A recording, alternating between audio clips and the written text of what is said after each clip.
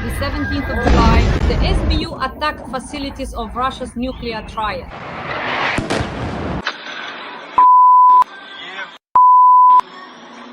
Something's on fire. Factories that produce the formidable Topol and Yars intercontinental nuclear ballistic missiles have been completely blown up. What a truly massive boom, bada boom. This event signifies a significant development. And what's that? Is Russia's nuclear triad truly under attack? The second phase of the SBU special operation continues. Attacks on Russia's northern and Pacific fleets. Attacks on nuclear submarines. The explosion of the Crimean bridge and strikes on airfields with strategic nuclear aviation. A series of explosions in Crimea. There's panic and evacuation there. Oh, what exactly is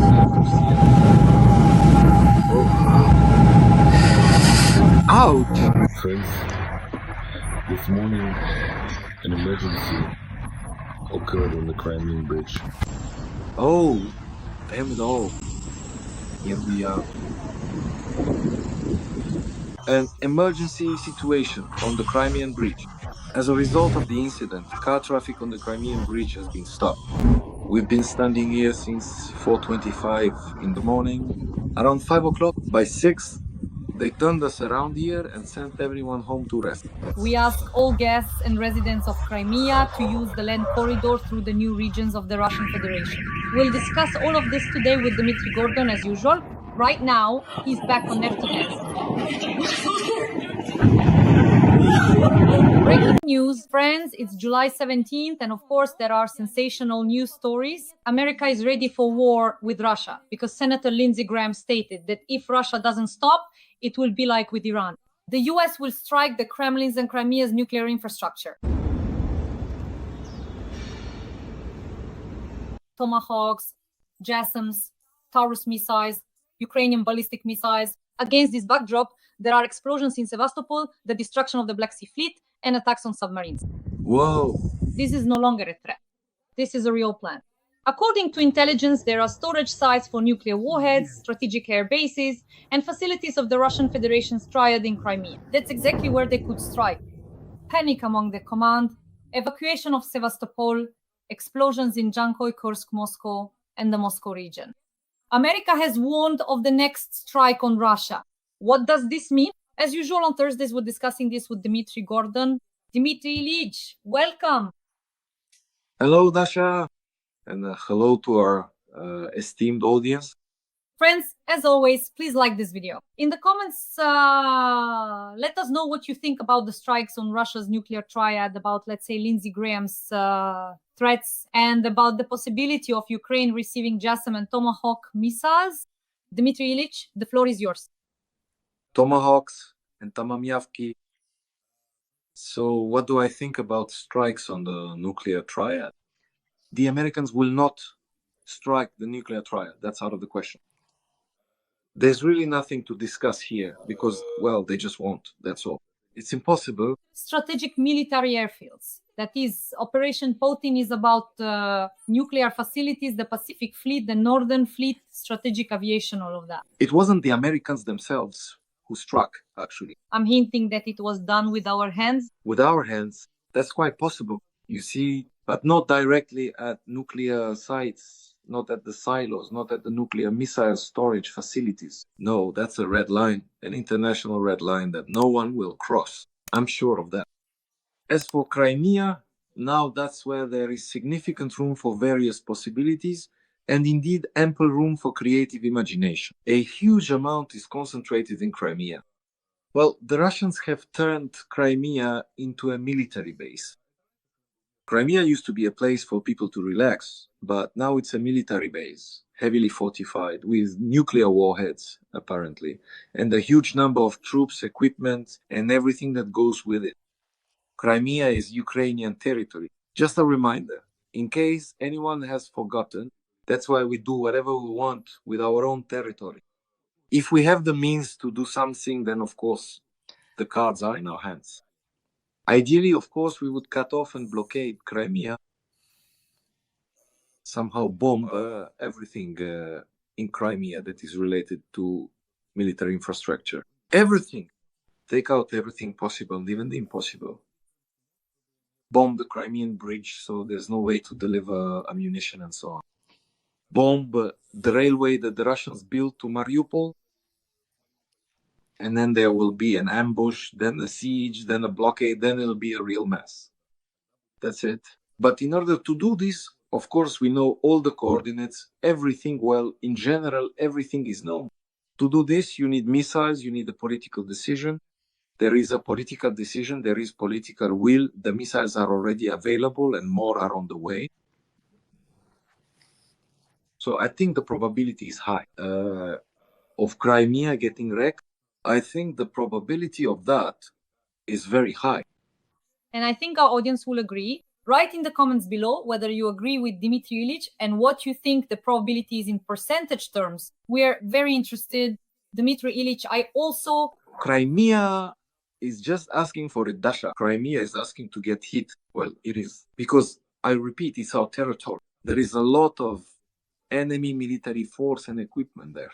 And in order to, first of all, you can make them flee without even having our troops enter the territory of Crimea. This is a unique situation because if you cut off the bridge and the railway, they'll only have the ferry crossing left. And if you take absolutely everything out, well, they'll run just like they did from the Kharkiv region back then, from Kherson, and they'll have no other choice but to flee. So again, there's plenty of available room here for the military to do productive and essential work. I'd even say it's better if they swim out of Crimea freestyle, breaststroke, or dog paddle, and the faster the better. That would be really great. Dmytro Ilyich, so I did my homework. I just analyzed open sources to see how many possible nuclear sites or sites with strategic nuclear aviation there are, what Google tells me, and so on. There are dozens of military sites in Crimea that could be connected to the nuclear triad. These include the Saky airfield, the base in Dzhankoi, underground storage facilities in Feodosia, and the fleet in Sevastopol. And if one of them gets hit by a JASSM missile, a long-range Neptune missile, that's not just a strike against Russia, that's the beginning of a new phase of the war. Dmytro Ilyich, can we do this using, for example, only Ukrainian missiles or, say, American missiles like JASSM, for instance? We can do this by using a combined strike, including actively employing naval drones as well. But regarding the naval fleet, the Black Sea fleet in Crimea, I wouldn't rush to any conclusions because, in my opinion, it's not there anymore. They're all in Novorossiysk. Yes, the entire fleet has crowded into Novorossiysk over there. I think part of it has already headed toward the shores of Abkhazia. They're also building facilities for them near Okamchira. Let me remind you, in case anyone forgot, Abkhazia is actually the territory of Georgia. There is no independent sovereign Abkhazia. It's Georgian territory. That's it. And I say this with great respect for the Abkhaz people. I myself have been to Gagra, Gudauta, Ochamchira, and a few other places back in the day. So I don't have any negative feelings toward the Abkhaz people. But Abkhazia is the territory of Georgia, and that's something we need to remember.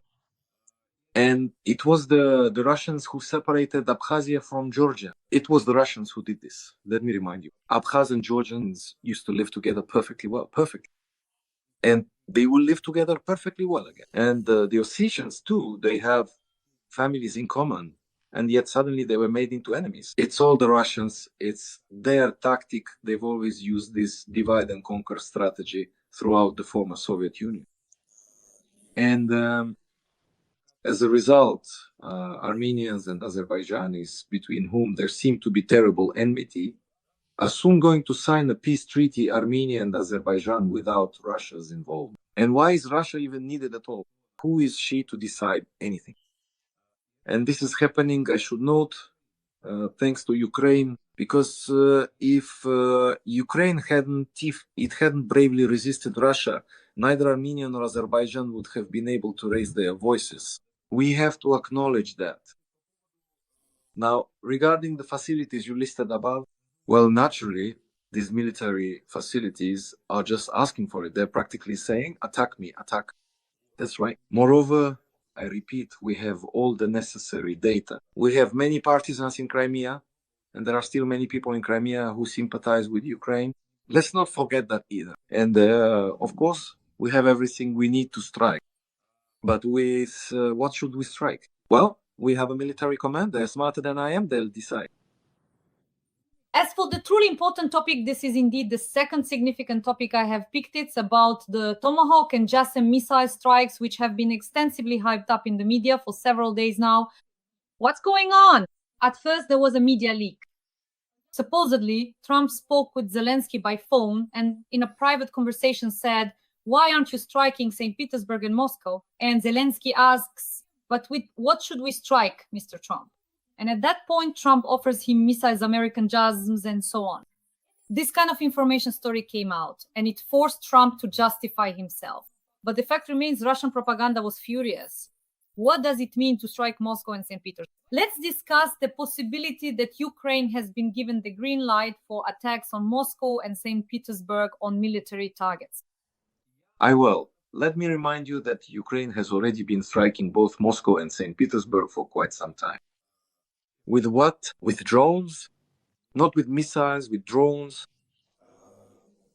We can easily recall just a few years ago, a Ukrainian drone flying over the Kremlin domain was clearly and distinctly visible on Red Square.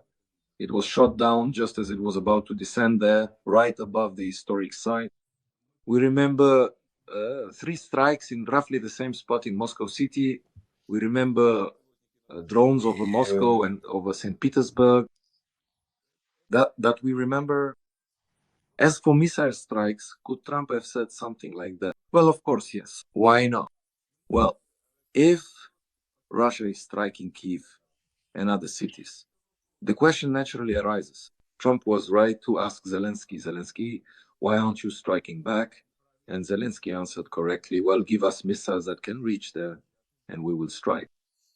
And of course, Trump understands, well, not just Trump, any reasonable person understands that in order to force the enemy to make peace, you need to take a whole series of mirror, symmetrical actions, actions that would be like this. For example, if they strike Kyiv, the sky over Kyiv turns black, immediately there is a strike on Moscow. The sky over Moscow turns black. And the question is asked, so how do you like that? How's your mood now?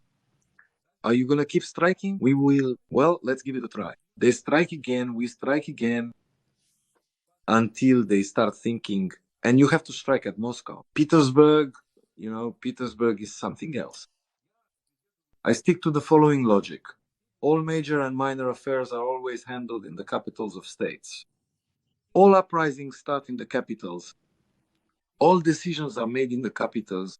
That's why if Ukraine strikes, of course, it's very important whether it's Yeltsin or Alabuga or Tambov, where the gunpowder plant is. Soon I'll know all the Russian military-industrial sites by heart. Yes, the military-industrial complex, that's all good. But the war must absolutely come to Moscow. Moscow truly needs to feel and experience what war is. Because even though there are quite a significant number of people in Moscow who genuinely hate the current Putin regime, who are strongly against the ongoing war with Ukraine, and who actively support Ukraine, I say this quite deliberately, they definitely and unequivocally exist. However, their overall number is not critically large enough to initiate a widespread uprising. And then there's fear. Listen, fear has enveloped all of Russian society. It's scary, I understand that. But the Russian authorities are acting lawlessly. Of course it's scary. But there are these people in Moscow. There is a non-critical number of them. But Moscow must feel the war the way Kyiv feels it. Maybe even more so. So what do we have so far? There's a war going on somewhere out there. Somewhere out there. Here in Moscow, the stores sell exactly the same things as before the war.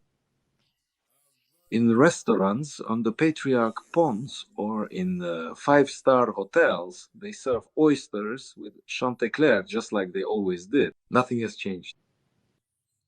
People are celebrating holidays, concerts are being held, Theaters are full, the city is lit up, and there are practically no alarms. Well, the airports have started to close. Yes, but that only affects a relatively small number of people. That's what I'm calling Muscovites in this case. Moscow needs to feel the war in order to ask its damn leadership what's going on. Why are we even being bombed? Oh, that's right. You declared war on Ukraine 3.5 years ago, entered its territory, tried to enslave it, but you failed. So just leave, end this mess already. Do you want us to be bombed? What do we have to do with it? That will be the typical point of view of the average Muscovite. What do I have to do with it? That's what he'll say. It was Putin who made the decision, not me. And as long as they have everything in the stores and restaurants, and outwardly all this facade remains the same, they won't even start thinking about the war. They will only start thinking about it when there are constant air raid alerts, hours-long terrible traffic jams, a total collapse in the streets, when the metro is packed with people trying to wait out the alert, when this goes on sleeplessly for them night after night only, then will they start to ask what's going on. But as long as nothing specific is flying toward Moscow, they don't even have the question. Well, there's a war going on somewhere. Some suckers are going off to die for money. But that's their own stupid business. What about us?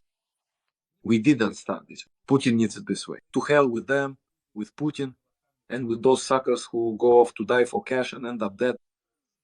Moscow doesn't feel the war. That's why I stick to the following theory. We need to get more missiles. We already have a lot, but we need to get more missiles, both ours and foreign ones.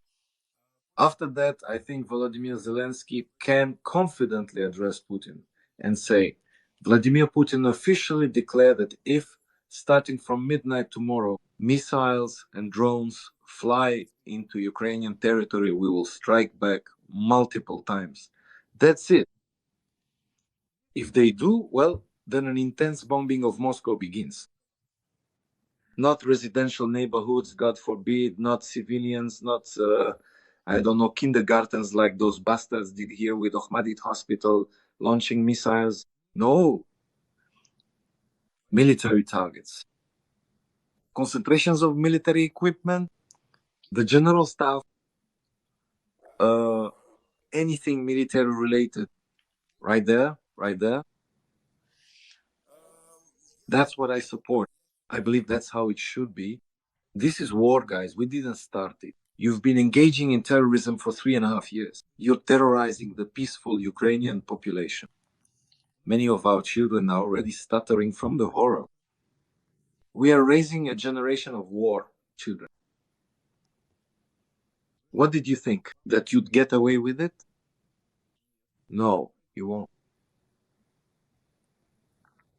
Dmitry, about the Tomahawk.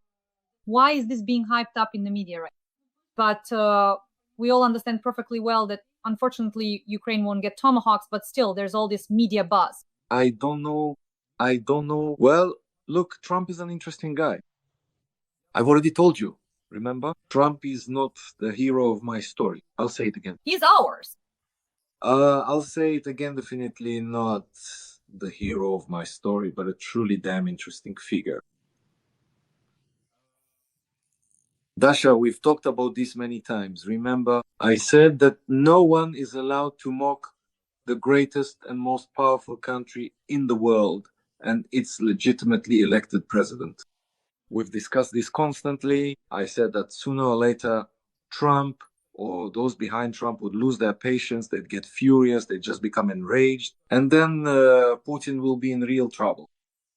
So, as I understand the party's policy, I think that if Trump sees, look, Kellogg has already been in Kyiv for several days. Today is his second day here, I think. Today is Wednesday, so it's his third day here.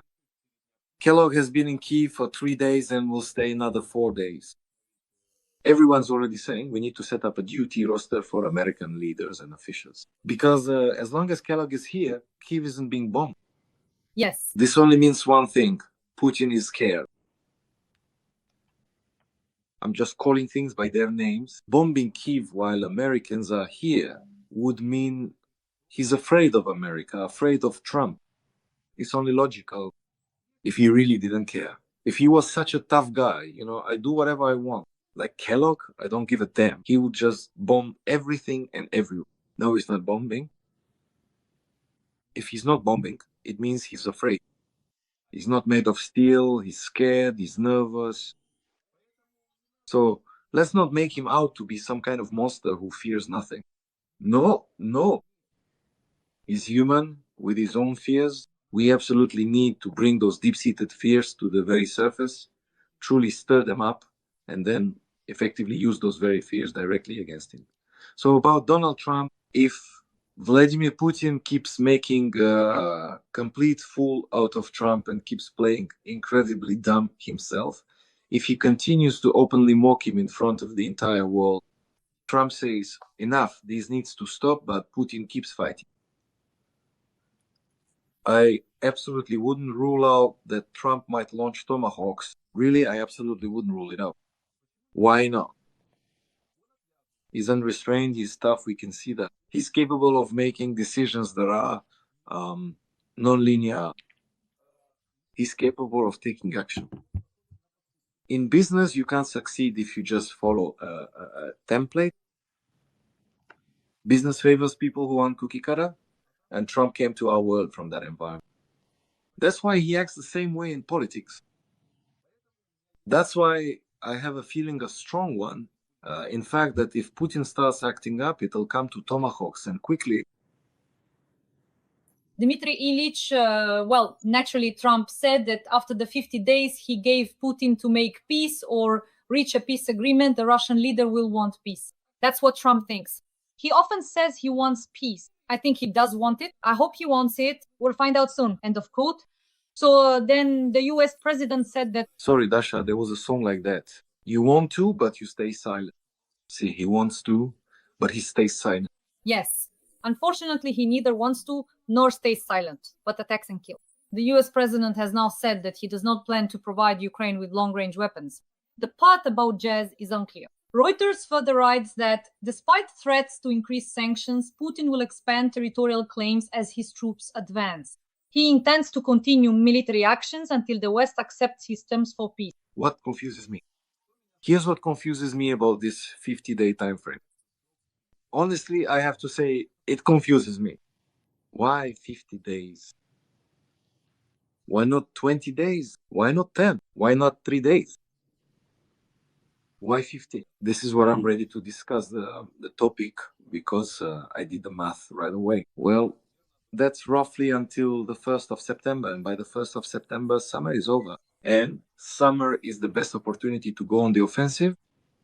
So you could also say that Trump, in agreement with Putin, is giving him 50 days to try to seize more territory from Ukraine so that later he can wrap things up with some successes on the ground, if there are any. So far, we've already passed the halfway point of summer. Yes, summer has crossed its midpoint, but there have been no breakthroughs. We can see it ourselves, right? I'll tell you a secret, they can't happen, honestly.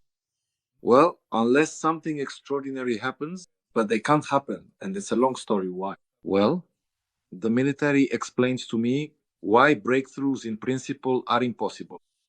Neither theirs nor ours. Unless we get some interesting new weapon. But that's a separate topic for discussion. That's why I have a vague suspicion that Trump and Putin have come to an agreement, and Trump is giving him time until the end of the summer. Maybe it's just a vague suspicion and has nothing to do with Trump's actual plan. But then I have a question, why 50 days? Why not 10, for example? I don't understand. That's what I don't understand. I'm being sincere. In any case, we see a Europe that has awakened, that is now working like clockwork, that is ready to spend money on Ukraine, on its own armament, is rearming at a rapid pace. Germany is especially pleasing in this regard. I know very well what Germans are like. They are very concrete, precise, diligent, creative, and punctual people, often demonstrating a strong sense of order and a remarkable commitment to their work and responsibilities. Their meticulous nature and innovative spirit are truly commendable. Every voice matters. Join our community, support independent journalism and help us bring you the truth from Ukraine. Become a member of Ukraine Today. Join us now.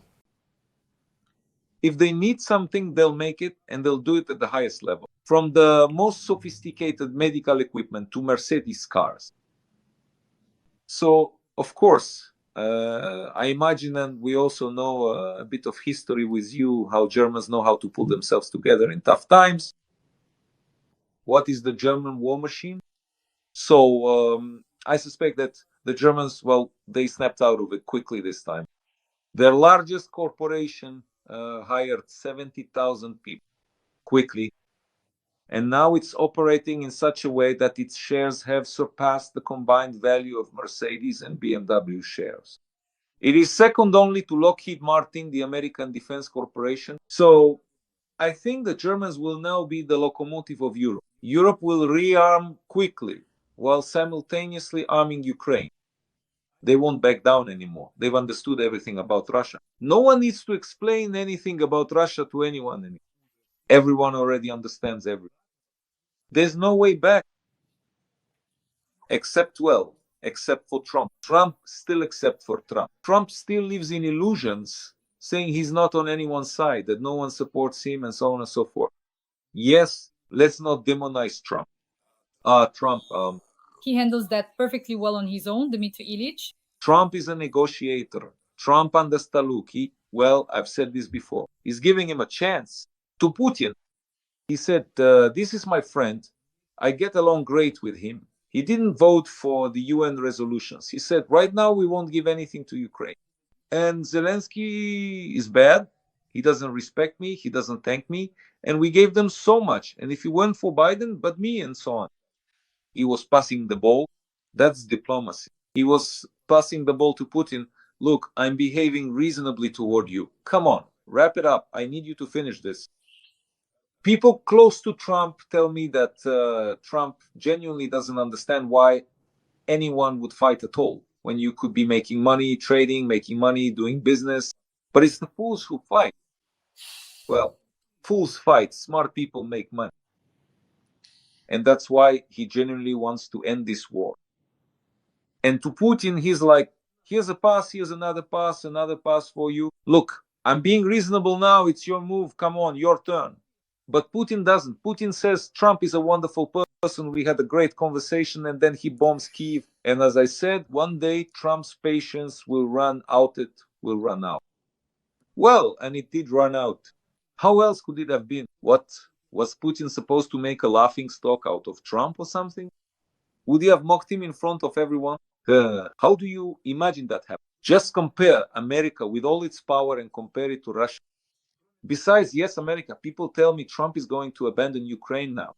I've always said, and I keep saying, don't talk nonsense. He can't just abandon Ukraine, because then Americans wouldn't be able to talk to anyone at all. As soon as they start supporting someone, they will be told, but you abandoned Ukraine, and before that you abandoned Afghanistan. And if you also abandon Ukraine, then that's a sign of a loser. So you are losers. You are not the coolest guys on planet Earth. You are nobody at all. You say you're going to be friends, then you dump your friends. How can anyone do business with you? Well, Trump could never go for that because it would damage America's image. It's elementary, Watson, what I'm saying right now. That's why Trump was giving him signals, but he didn't respond. And Trump said, well, you're a real jerk. Is that what you want? Is that how you're going to act with me? All right. Now I'm going to give it to you good. And that's it. That's how it works. So I have absolutely no doubt whatsoever that based on precisely what I am currently saying and articulating, the entirety of Europe will unequivocally and resolutely never turn its back on the sovereign nation of Ukraine. The US will never turn its back on Ukraine. They will provide everything.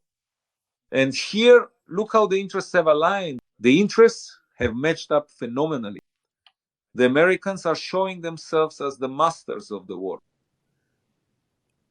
At the same time, they're not giving weapons to Ukraine for free, but selling them through Europe. And Trump says not a single cent from Americans is going to support Ukraine. Moreover, we've boosted our military industrial complex, given jobs to millions of people who pay taxes. We're strengthening America. Brilliant. It's a great deal for America.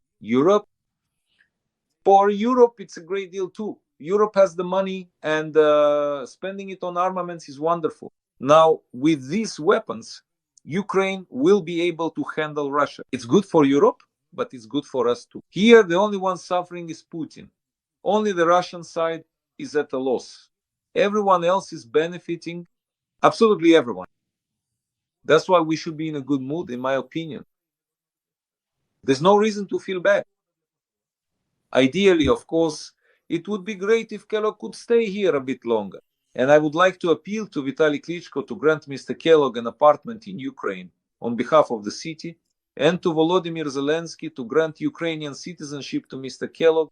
We already allow dual citizenship, and it's been allowed in America for a long time, so that Mr. Kellogg can live here in an apartment allocated by the Kyiv City Council, and then, well, Kyiv won't be bombed.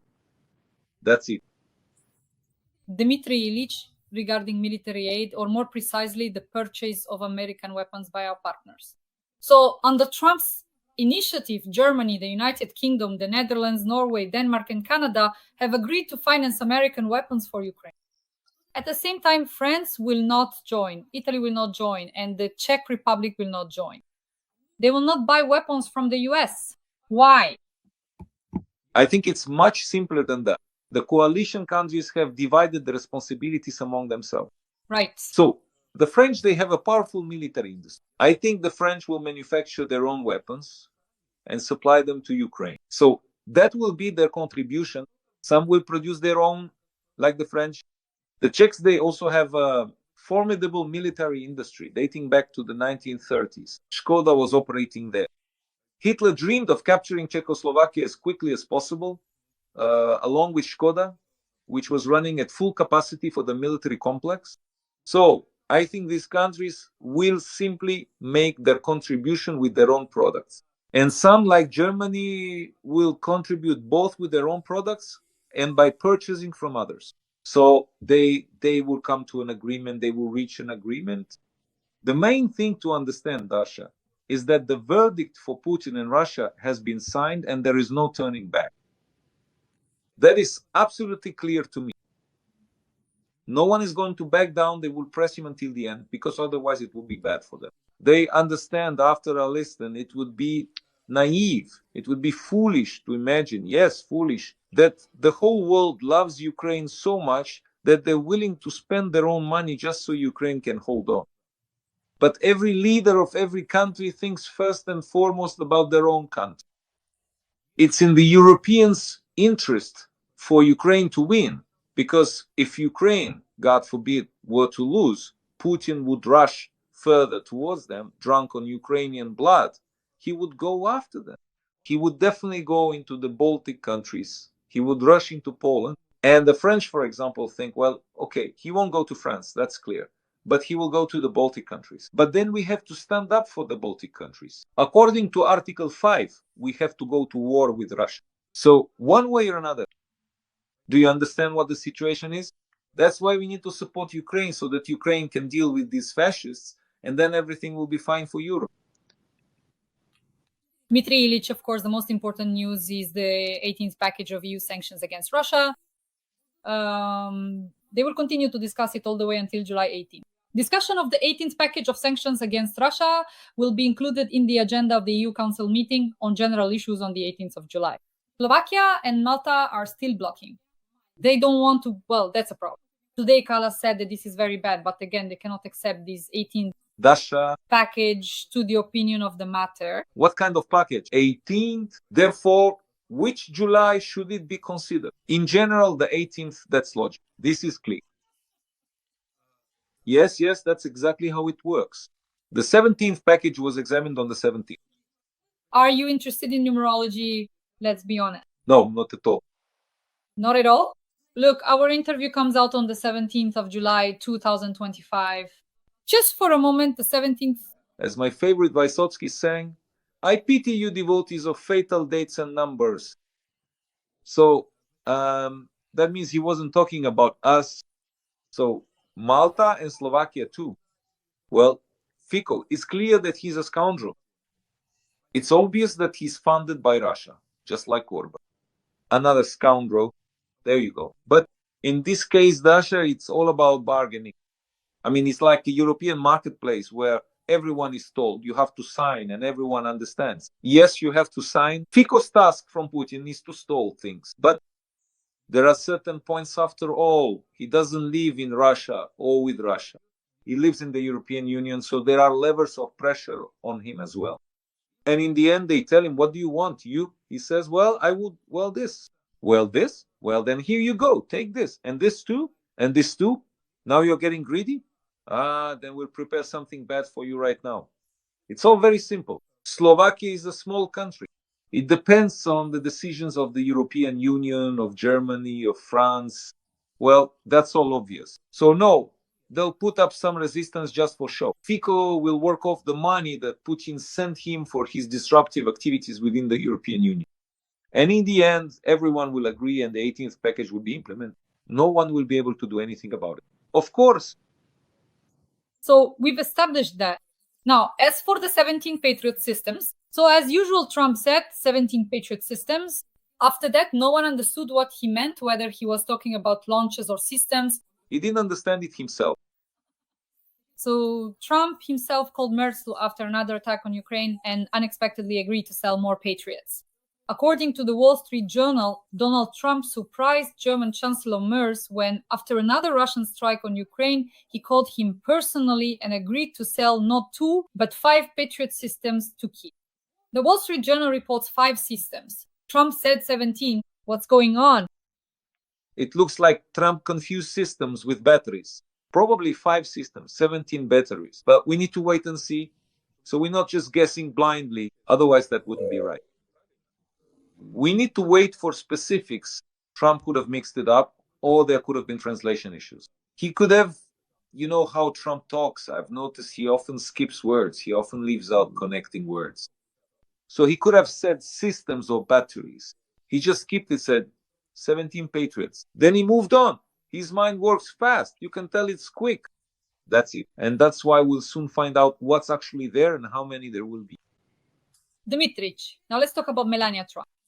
When I heard this story about Melania... Sorry, can I tell you, in my opinion, what's more important than the Patriots? Of course. Offensive missiles, they are sobering.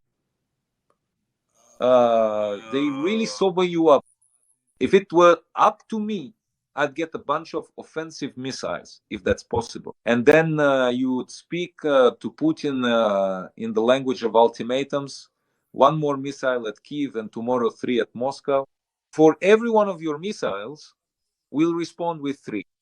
Especially since it's very difficult for the Russians to shoot down Western missiles. Missiles like Taurus, Attack-MS, these are very serious missiles, very serious.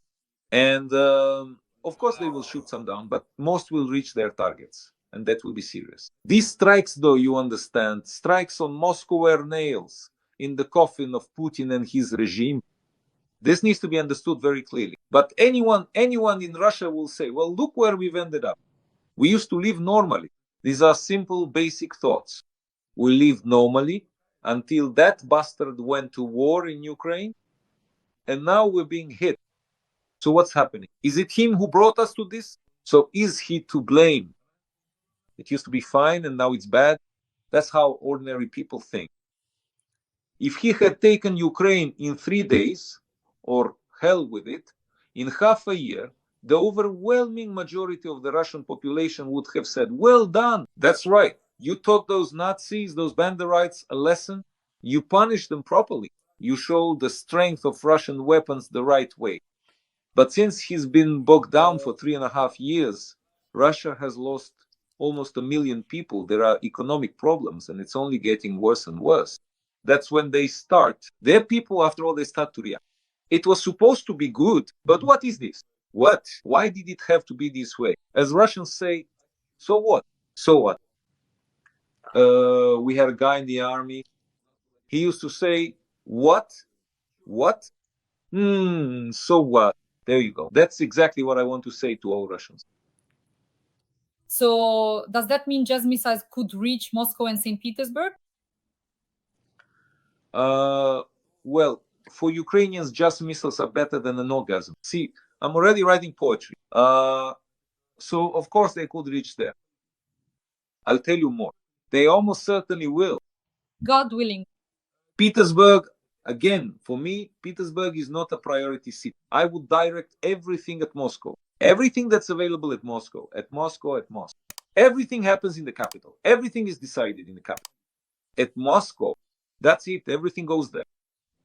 Mitic, and for the finale, I've prepared a topic. So that Zelensky would also address Russians, Muscovites, and say, Muscovites, leave Moscow, leave. It's going to get very hot. We don't want casualties. Leave, evacuate Moscow. That's how it's done. Air raid alert in Moscow. Not don't leave, but leave, things are going to get bad. That's what I would do.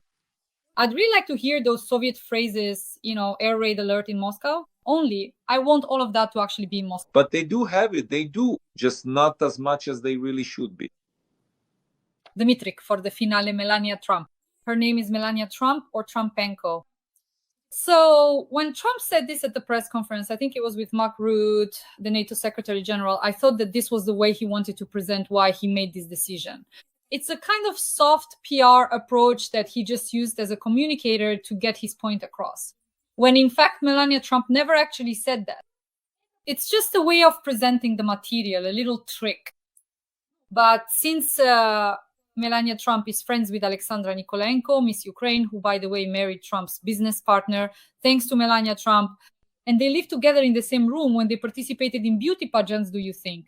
Could Melania Trump be an advocate for Ukraine in Trump's eyes and perhaps the best lobbyist for Ukraine if Melania truly supports Ukraine? I didn't know that Melania lived in the same room with Sasha. I didn't know that. Is that what they say? Yes. When we discussed the inauguration, by the way, we talked about this with you as well. The inauguration of Donald Trump, and Sasha Nikolaenko was there with her husband. At that time, a huge number of analytical articles appeared saying that Sasha Nikolaenko and Melania Trump were together in the same room, that they are friends, and that it was Melania Trump who introduced Sasha Nikolaenko to Trump's business partner, who is now her husband. Very interesting. I didn't know that. Look, I've known Sasha Nikolaenko since 2002. She was Miss Ukraine. She studied in Odessa. She was Miss Ukraine. I remember when she came to Kyiv, how we met at an event at the Kyiv Palace, Ukraine. And then I participated as a jury member in the contest she organized. She's a very pleasant, very good person, Alexandra Nikolaenko. And I want to say that. Yes, she married Phil Ruffin. Phil Ruffin is one of Donald Trump's closest friends and business partners. And yes, at the inauguration, we all saw those shots. Alexandra Nikolaenko and Phil Ruffin were right next to the first couple of Americans.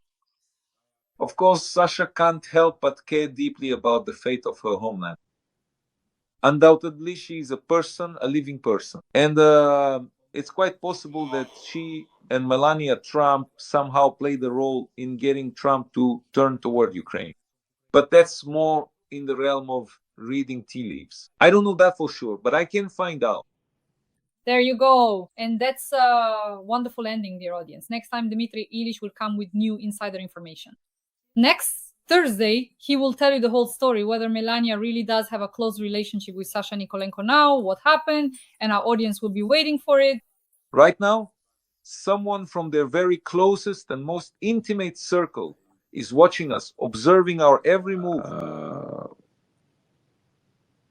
Right. Of this couple, Alexandra Nikolenko and Phil Ruffin, and I will definitely ask them about it. And if he can talk about it, definitely knows, but if he can share it, he will. If he tells me and allows me to share it with everyone, then I'll talk about it next time. Let's make a note of this. It's going to be interesting. Friends, now that's a gripping finale. Friends, give this video a like. Stay tuned for next Thursday. We'll lay all our cards on the table because we have plenty of them. Subscribe to Dmytro Gordon's and Olesia Batsman's YouTube channels. Subscribe to Dmytro Gordon's Telegram channel, Instagram, TikTok, and also to my YouTube channel, Dasha Shaslivaya. Dmytry Ilyich, thank you so much. And I'm looking forward to next Thursday. Thank you, Dasha. Thank you to our wonderful audience. Glory to Ukraine! Glory to the heroes!